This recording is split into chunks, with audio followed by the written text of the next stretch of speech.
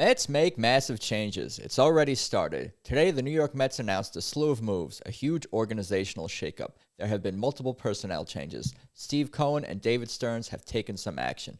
I'm Adam Choit, your host for today here on Mets Digest. And before we dig in on all that, I just want to give you guys a quick heads up, a quick reminder to please subscribe, because as you can see, nearly 68% of you guys watching these videos are not subscribed. So please take a quick second to do that. It is appreciated for sure. Let's dig into it.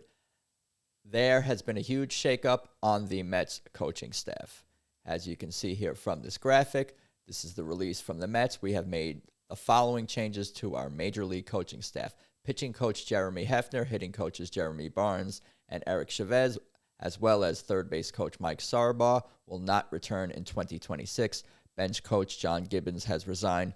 Catching coach Glenn Sherlock has announced his retirement.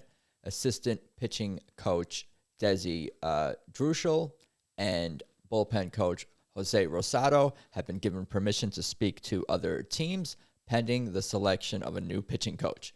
First base coach Antoine Richardson, strategy coach Danny Barnes, and coaching assistant Rafael Fernandez have been invited back for the 2026 season. That is a lot. That's a bunch of things going on. A lot to discuss here. Quick emotional reaction from Wardy, from Tyler here. It's a lot to take in. It's a lot to react to. Some fans I can already see, and some pundits are already agreeing with some of these decisions. There's been some questions in terms of who the Mets maybe could have thought about retaining, in terms of who has exited the team, and we'll dig in on all that.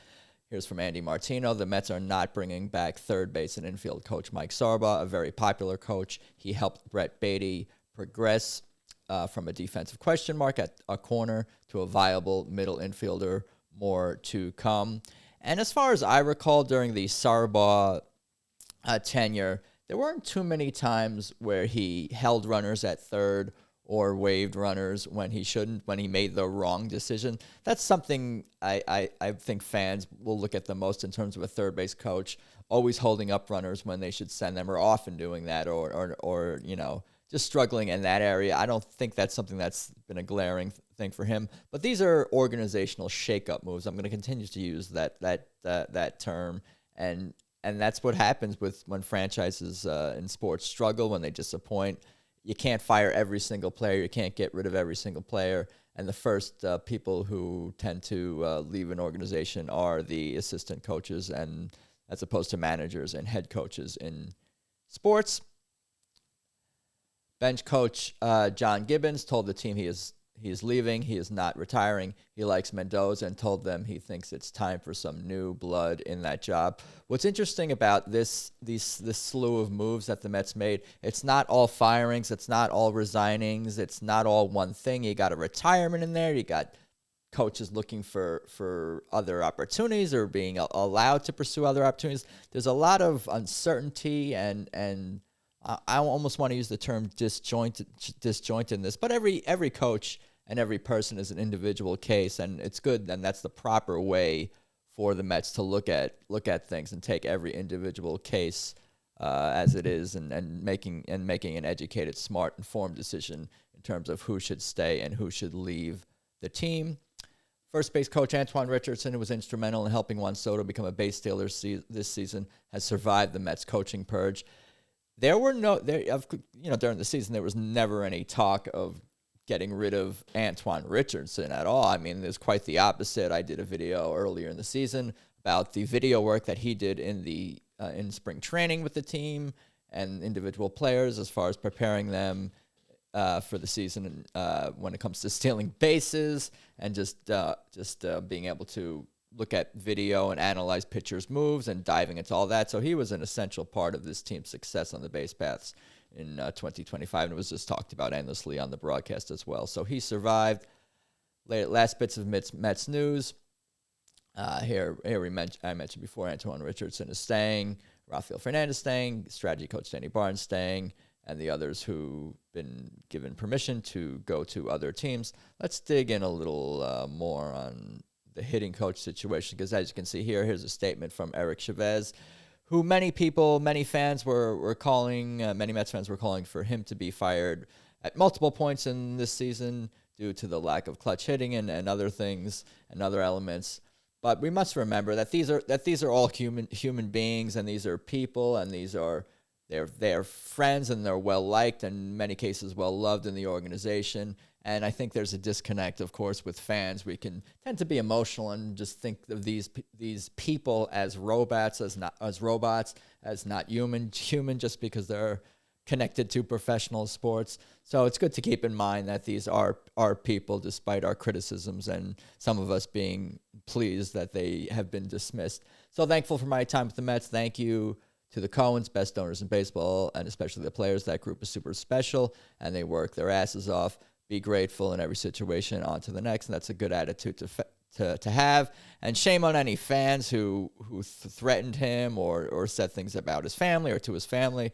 There's always, unfortunately, there's often, or sometimes even, I hope not always, but these crazy things that fans do. We get way out of hand sometimes when it comes to our favorite sports team. So it's good to keep things in perspective in that regard. I also did see some thought about the Mets may have been getting mixed signals from having two hitting coaches.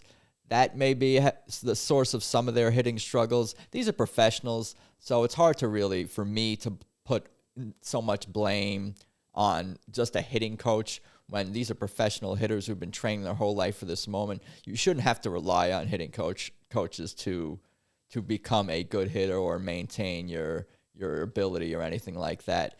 Hitting coaches, I feel like it's more often morale and maybe they tweak something mechanical here and there. But for the most part, in 2025, these hitters are pretty smart and educated and have access to all the resources, tools, and training they need. But when you have great expectations that the New York Mets had in 2025 and they disappoint,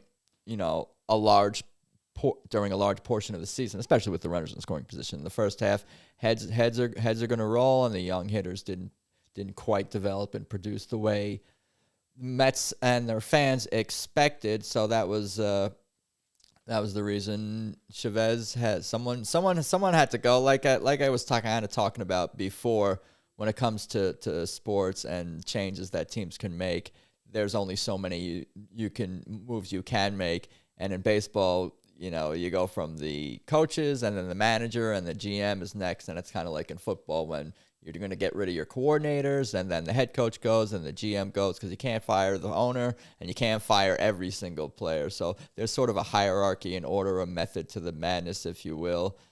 Hopefully this is not an offseason of madness for the Mets, but let's get into a little bit more of the story. This is from Vasilis from Mason Avenue. Less surprising is the club parting ways with their hitting coaches beyond the Fab Four. Beyond the Fab Four, as Steve Cohen coined them, most of the hitters on this team actively struggled or regressed. The most notable cases are Mark Vientos, who slid backwards after a breakthrough 2024 campaign. It's worth noting that J.D. Martinez was identified as a key reason for the third baseman's surge. Maybe the Mets can bring him back as a hitting coach. And Francisco Alvarez, who struggled but immediately regained his form after spending some time with the AAA hitting coaches. Maybe they can be promoted. Chavez has been on the coaching staff since 2022, serving as hitting coach in 2022, bench coach in 2023, and then back to hitting coach, and then back to hitting. Barnes joined the club in 2023. So that's a little bit about the history with Eric Chavez. Let's dig a little bit more into the Hefner move here. Well, before we do that, here's a good message from Howie Rose. I pulled it up. I might as well read it. Always remember, despite rooting interest, baseball is a people business, and some really good people lost their jobs today. I enjoyed working with each and every one of them, consider them friends, and wish them the best. These are the type of messages I'm going to continue to share and continue to remind myself and other fans of as we move forward in this offseason, because there are going to be players moved and players traded, players released. There's going to be people fired, as we're talking about today. So let's try to keep our humanity through this all. Let's dig on Jeremy Hefner. It's from Ben Yoel. I think scapegoating Jeremy Hefner, who is a tremendous pitching coach, is a bad look for the organization. It's not his fault. The Mets shopped in the bargain aisle for starting pitching, and I think that's a pretty good point. That's a fair point to make. A lot of the fans, as I've noticed in the comment section here, even on Mets Digest, are not exactly thrilled with David Stearns and would like to see him exit the organization as well. And a lot of the responsibility does fall on him. And let's dig a little deeper into that here. Hefner is perhaps the most surprising, or at least the most seismic, of these changes. The former Mets hurler, who served as assistant pitching coach for the Twins in 2019, was hired in December 2019, has been the pitching coach across 2 ownership regimes, 3 managers, Luis Rojas, Buck Showalter, and Mendoza. However, he was unable to escape the association with the team's pitching decline, as the rotation struggles ultimately led to the team's demise this season.